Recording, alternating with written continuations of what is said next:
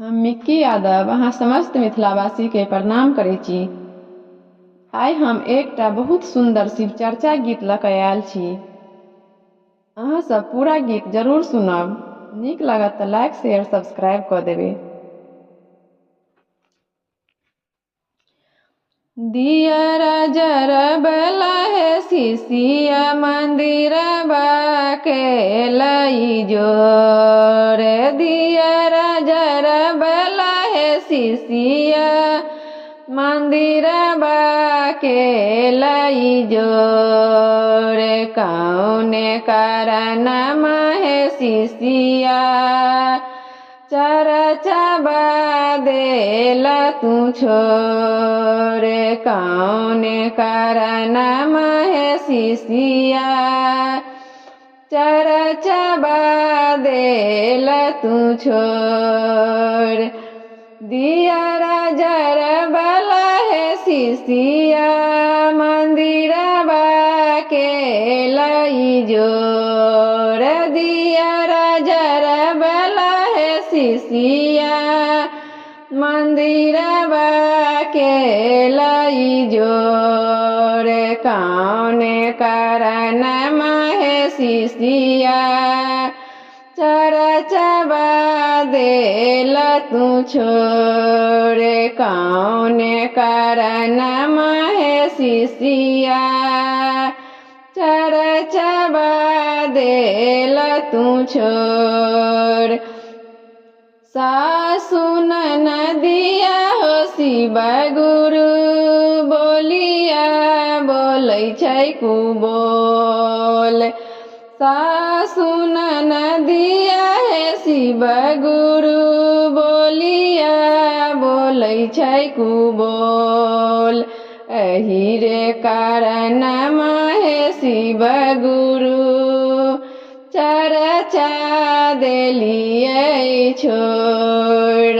ओही रे कारणमा है शिव गुरु चरचा देलियै छोर। सासु ननदिया गे शिशिया कोई नहीं जेतौ तोरा साथ। सासु ननदिया गे शिशिया कोई नहीं जेतौ तोरा साथ। करिले चरचबा गे शिशिया उहे जेतौ तोरा साथ। करिले चरचबा गे शिशिया उहे जेतौ तोरा साथ। दियरा जरबला है शिशिया मंदिरबा के लई जोर। दियरा जरबला है शिशिया मंदिरबा के लई जोर।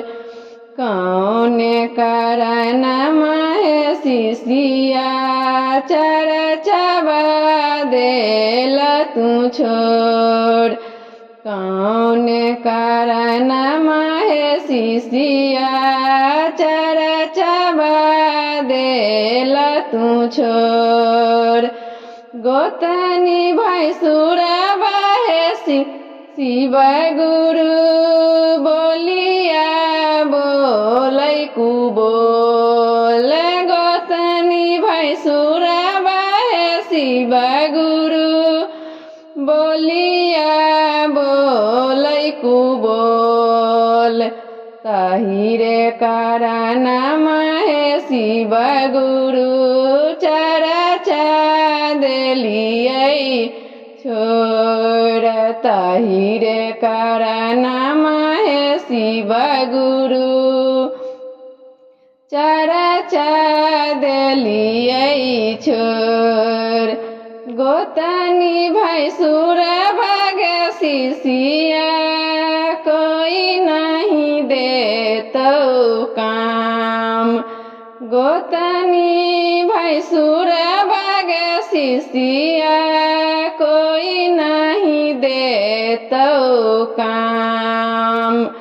करिले चरचा बगे सिसिया नैया लगतौ पार करिले चरचा बगे सिसिया नैया लगी जेतौ पार।